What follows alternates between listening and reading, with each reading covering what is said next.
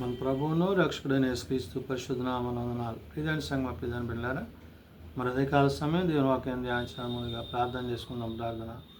కృపగల తండ్రి, దయగల యేసయ్య, బంగారు పాదాలకు లెక్కలేని వందనాలు, స్తుతులు, స్తోత్రములు. గతించిన రాత్రి అంతా నీ రెక్కల చాటును కాచి కాపాడి సంరక్షించిన దేవా, మరి అధికాల సమయం సజీవ లెక్కను చేరి ప్రార్థించుండగా వాక్యమైన దేవుడు వాక్యం ద్వారా నాతో మాతో మాట్లాడి మీరే మేము గంతా ప్రభావాలు పొందమని ఇస్తున్నామని అడుగుతున్నాం తండ్రి.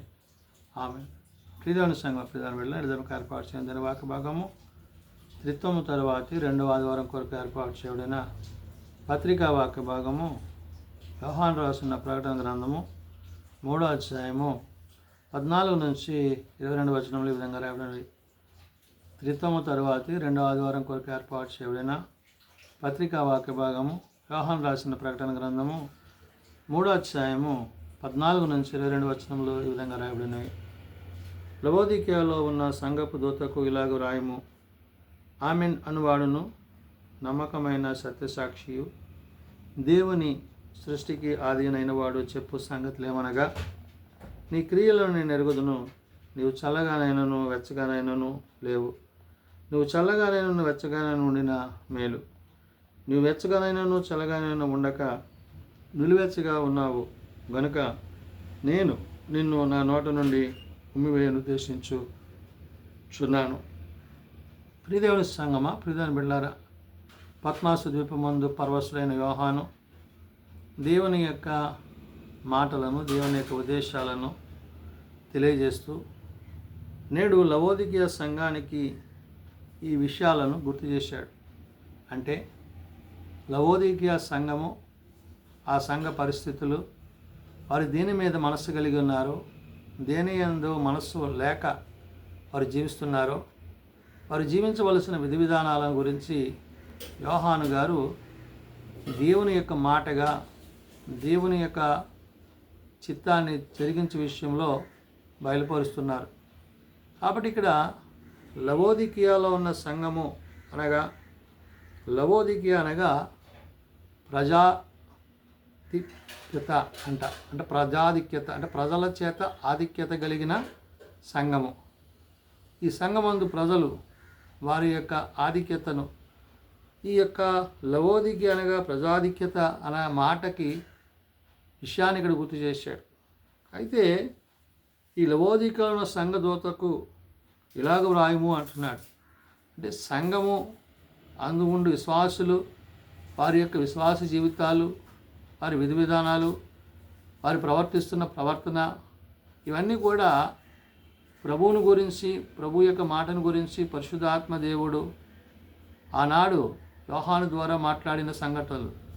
కాబట్టి ఇక్కడ ఆమెన్ అనువాడును, నమ్మకమైన సత్యసాక్షియు, దేవుని సృష్టికి ఆదినైన వాడు చెప్పు సంగతులు ఏమనగా అంటాడు. ఆమెన్ అనగా మరి నిశ్చయము లేక అట్లు జరుగునుగాక అని, జరుగునుగాక. ఆమెన్ అంటే జరుగునుగాక అని అర్థం.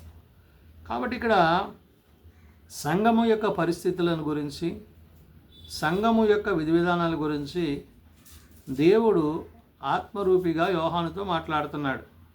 కాబట్టి ఇక్కడ ఆమెన్ అనువాడును, నమ్మకమైన సత్యసాక్షి అంటున్నాడు. అంటే ఇవన్నీ కూడా జరిగినవి, జరగబోతున్న విషయాలను గురించి దేవుడు తన భక్తుల ద్వారా తెలియజేస్తూ, సత్యసాక్షియు, దేవుని సృష్టికి ఆది అయిన వాడు చెప్పు సంగతులు, ఇవన్నీ కూడా దైవ సంబంధమైనవిగాను, దేవుని యొక్క చిత్తాన్ని జరిగించేవిగాను, సాక్ష్యపూరితమైనవిగా ఉన్నవి. కాబట్టి భక్తుడైన యోహాను ద్వారా దేవుడు అంటున్నమాట, నీ క్రియలను నేను ఎరుగుదును. నీవు చల్లగానైనను వెచ్చగానైనను లేవు. నీవు చల్లగానైనను వెచ్చగానైనా ఉండినా మేలు. ఇక్కడ మానవుని యొక్క విధి విధానాలు, అతని ప్రవర్తనా విధానము, అతని నడవడిక, అతడు దేని యందు మనస్సు కలిగి ఉంటున్నాడో, దైవం పట్ల ఉంటున్నాడా, లోకం పట్ల ఉంటున్నాడా, యహ సంబంధమైన వాటి పట్ల ఉంటున్నాడా, పర సంబంధమైన వాటి పట్ల ఉంటున్నాడా, ఇవన్నీ కూడా నేడు వాక్యం ద్వారా యోహాను చెప్తున్న మాట, నీ క్రియలు నేను ఎరుగుదును. నీవు చల్లగానైనా వెచ్చగానైనాను లేవు.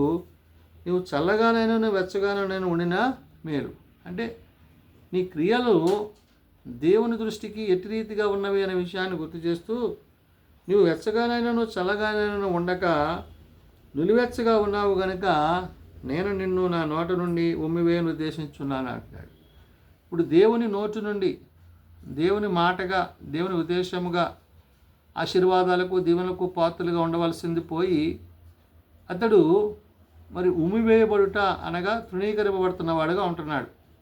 అంటే లవోదికియాలో ఉండే సంఘాన్ని, ఆ సంఘ విశ్వాసులను, సంఘ పరిస్థితులను బట్టి వాక్యము సెలవిస్తున్న మాట ఏంటంటే, నీవు వెచ్చగానైనాను చల్లగానైనా ఉండక నిలువెచ్చగా ఉన్నావు గనుక నేను నిన్ను నా నోట నుండి ఉమ్మివేయను ఉద్దేశించున్నాను. కాబట్టి ఇక్కడ దేవునికి ఇష్టలుగా లేకపోవడము సంఘము యొక్క పరిస్థితిని గుర్తు చేయించింది. కాబట్టి ఇక్కడ వాక్యం సెలవిస్తుంది, నువ్వు దౌర్భాగ్యుడవును, దిక్కుమాలిన వాడవును, దిగంబరివును, గుడ్డివాడవును, దిగంబరుడవైన ఉన్నావని ఎరుగక నేను ధనవంతుడను, ధనవృద్ధి చేసుకొని ఉన్నాను, నాకేమీ కొదువలేదని చెప్పుకొనుచున్నావు. ఇక్కడ ఒక విషయాన్ని గుర్తించాల. దేని యందు మనస్సు కలిగి ఉంటున్నామో దానిని గురించి దేవుడు తెలియజేస్తున్నాడు. ఈ యొక్క లవోదికియా సంఘ పరిస్థితి ఎలాంటిదంట? నీవు దౌర్భాగ్యుడవును, దిక్కుమాలిన వాడవును, దరిద్రుడవును, గుడ్డివాడవునైనా దిగంబరువునై ఉన్నావని ఎరుగక అంటున్నాడు. అంటే తన స్థితి ఎలాంటిదంటే దౌర్భాగ్య స్థితి. ఆశీర్వాదాలకు దీవెనలకు కాక, దేవుని యొక్క చిత్తాన్ని కాక, దేవుని యొక్క ఉద్దేశాన్ని కాక ఎలాంటి పరిస్థితులు ఉండవు? దౌర్భాగ్యుడును, దిక్కుమాలిన వాడును, దరిద్రుడును అన్నాడు. అంటే ఈ దారిద్ర్యత కలిగిందిగా, గుడ్డివాడవుగాను, దిగంబరువునై ఉన్నావని ఎరుగక అంటున్నాడు. అంటే నీ సంఘ పరిస్థితి, లవోదికియా సంఘ పరిస్థితిని గురించి ఇక్కడ యోహాను భక్తుడు దేవుని వాక్యం ద్వారా చెప్తూ, నేను ధనవంతుడను, నేను ధనవృద్ధి చేసి ఉన్నాను, నాకేమీ కొద్ది లేదని చెప్పుకొనుచున్నావు. నీకున్న ఆస్తి, నీకున్న సంపద, నీకున్న దాన్ని బట్టి నువ్వు సంతోషిస్తున్నావు తప్ప దైవ చిత్తాన్ని, దేవుని యొక్క ఉద్దేశాన్ని నువ్వు ఎరుగక ప్రవర్తిస్తున్నావు అనే విషయాన్ని ఇక్కడ యోహాను ద్వారా పరిశుద్ధాత్మ దేవుడు గుర్తు చేస్తున్నాడు. కాబట్టి నీవు ధనవృద్ధి చేసుకున్నట్లు అగ్నిలో పుటము వేయబడిన బంగారమును, నీ దిశములకు సిగ్గు కనబడకుండానట్లు ధరించుకుంటకు తెల్లని వస్త్రములను, నీకు దృష్టి కలుగునట్లు నీ కన్నులకు కాటుకను నా యొద్ద కొనుమని నీకు బుద్ధి చెప్పుచున్నాను. దేవుని యొద్ద నుండి, దేవుని చేత నుండి ఏదైతే మనం పొందాలో దానికోసము ప్రయాసపడాలి. ప్రయాసపడుతున్నది వీరు దేనికోసం అంటే, సంఘ పరిస్థితులు ఎలా ఉన్నాయంటే వారి యొక్క దౌర్భాగ్య స్థితిని బట్టి, వారి దిక్కుమాలిన వాడని, దరిద్రులని, గుడ్డివాడని, దిగంబరమైనవని ఎరుగక అనేది అక్కడ వాక్యం సెలవించడంలో వారు దైవత్వాన్ని గాక లోకముతో, పాపముతో, శరీరముతో, ఇహ సంబంధమైన వాటి మీద మనసు కలిగిన వారై ఉన్నారు. కాబట్టి అటువంటి పరిస్థితులు. కాబట్టి ధరించుకోవడానికి ఏమైనా అన్నాడు, నీవు ధనవృద్ధి చేసుకున్నట్లు అగ్నిలో పుటము వేయబడిన బంగారమును అన్నాడు. బంగారము అగ్నిలో కాల్చబడినప్పుడు ఎలాగైతే అది దాని యొక్క స్థితి బయటపడుతుందో అలాగ నువ్వు దేవునిలో ప్రత్యేకింపబడాలి, కాల్చబడాలి. రెండోది అంటున్నాడు, నీ దిశమలకు సిగ్గు కనబడకుండానట్లు ధరించుకుంటకు తెల్లని వస్త్రములు అంటున్నాడు. అంటే నీ దేహానికి ఏం కావాలంటున్నాడు? వస్త్రాలు, తెల్లని వస్త్రాలు. అంటే నీవు పరిశుద్ధంగాను, నీతిగాను, సత్యముతోనూ, ఆత్మతోనూ, విశ్వాసముతోనూ, దేవుని యొక్క కృపతోనూ నిండిన వాడవై ఉండాలి అనే మాటని చెప్తున్నాడు. నీకు దృష్టి కలుగునట్లు నీ కన్నులకు కాటుకను నా యొద్ద కొనుమని నీకు బుద్ధి చెప్పుచున్నాను. అంటే వాక్యము చేత, వాక్యము ద్వారా నీ నడకలో, నీ పడకలో, నీ ఆలోచనలో, నీ చూపులో పరిశుద్ధత అనేది అవసరం అనే విషయాన్ని యోహాను ద్వారా ఆనాడు లవోదికియా సంఘానికి దేవుడు చెప్తున్నాడు. నేడు సార్వత్రిక సంఘాన్ని కూడా ఈ మాటల ద్వారా హెచ్చరిక చేస్తున్నాడు. అందుకే అంటున్నాడు, నేను ప్రేమించు వారిని అందరినీ గద్దించి శిక్షించుచున్నాను గనుక నీవు ఆసక్తి కలిగి మారు మనస్సు పొందుము అంటున్నాడు. దేవుడు గద్దించి శిక్షిస్తున్నాడు అంటే ఆయన ప్రేమ మన యందు నిలిచి ఉంది కాబట్టి, ఆయన ప్రేమిస్తున్నాడు కాబట్టి ఆ ప్రేమకు తగినట్లుగా ఆ గద్దింపునకు మనం లోబడి మారు మనసు పొందాలి. అందుకనే నేను ప్రేమించు వారిని అందరినీ గద్దించి అంటున్నాడు. ఆయన ప్రేమిస్తున్నాడు కాబట్టి గద్దిస్తున్నాడు అన్నాడు. గద్దించి శిక్షించుచున్నాను కనుక నీవు ఆసక్తి కలిగి మారు మనసు పొందు. ఎప్పుడైతే నీలో ఉన్న పాపం, నీలో ఉన్న లోపం ఏదైతే ఉందో ఆ ధనమోహము ఇహ సంబంధమైన వాటి మీద ఉన్న మనసును నువ్వు తొలగించుకుని దేవుని ఆత్మయందు నీవు నిలిచిన వాడవైతే, సత్యం అనుసరించి సాక్షిగా నీవు జీవించినట్లయితే దేవుడు నిన్ను స్థిరపరచును. అంత మాత్రమే కాదు అని అంటాడు, ఇదిగో నేను తలుపు నద్ద నుండి నిల్చుండి తట్టుచున్నాను, ఎవడైనా నా స్వరము విని తలుపు తీసిన ఎడల నేను అతని వద్దకును వచ్చి అతనితో నేనును నాతో కూడా అతడును భోజనము చేయడము. ఆయన తలుపు వద్ద నుండి తట్టుచున్నాడు అంటే దేవుని స్వరాన్ని వినేవాడుగా నీ ఉండాలి. అంటే పరసంబంధమైన వాక్యము చేత ఆత్మచేత నింపబడుతూ, ఆత్మ సంబంధమైన ఉద్దేశాల చేత, వాక్యపు ఉద్దేశాల చేత నీ హృదయమందును ప్రవర్తనేందును దేవునికి ఒక ప్రత్యేకమైన స్థితిని నువ్వు కలిగి ఉండాలని చెప్పి యోహాను ద్వారా దేవుడు చెప్తున్నాడు. అందుకని అంటున్నాడు, ఇదిగో నేను తలుపు నద్ద నిల్చుండి తట్టుచున్నాను, ఎవడైనా నా స్వరము విని తలుపు తీసిన యెడల నేను అతని యొద్దకు వచ్చి అతనితో నేనును నాతో అతడు కూడా భోజనము చేద్దాము. అంటే తండ్రితో కుమారునికి ఎలాంటి సంబంధం అవుతుందో అలాగ ప్రభుత్వం మనము అట్టి సంబంధాన్ని కలిగి ఉంటాము. అంత మాత్రమే కాదు, ఆ ఉన్నతమైన స్థలములందు అన్నాడు, నేను జయించు వానిని నా తండ్రితో కూడా ఆయన సింహాసనమందు కూర్చుండి ఉన్న ప్రకారము జయించువాని నాతో కూడా నా సింహాసనమునందు కూర్చుండనిచ్చుదను. కాబట్టి ప్రభువుతో ఆ పరలోకమందు కూర్చునే ధన్యత యోగ్యత కొరకు మనం ప్రయాసపడాలి.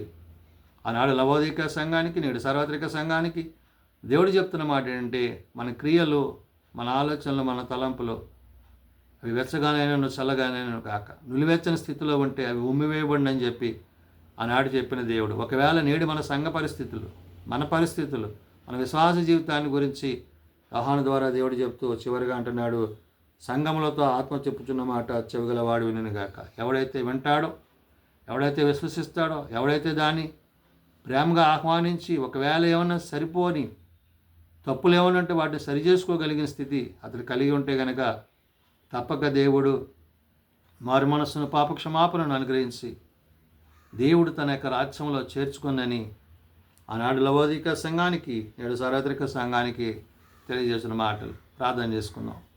ప్రేమ నమ్మకం కలిగిన మా తండ్రి, కృప కలిగిన దేవా, నిజమైన ఆయన, నీ సత్యంను అనుసరించి, నీ జీవమును అనుసరించి, నీ వాక్కు చేత, నీ ప్రేమ చేత, నీ ఉపదేశము చేత నువ్వు మమ్మల్ని ప్రేమించున్నావు కాబట్టి నీ ప్రేమకు తగినట్లుగా నీ గద్దింపునకు మేము లోబడి నీకు ఆయాసమును దుఃఖమును కలిగించు వాటిని మేము విడిచి నీ నీతిని అనుసరించి, నీ సత్యమును అనుసరించి, నీ వాక్కుపు వెలుగులో జీవించుటకు సహాయం తెచ్చు ప్రభువా.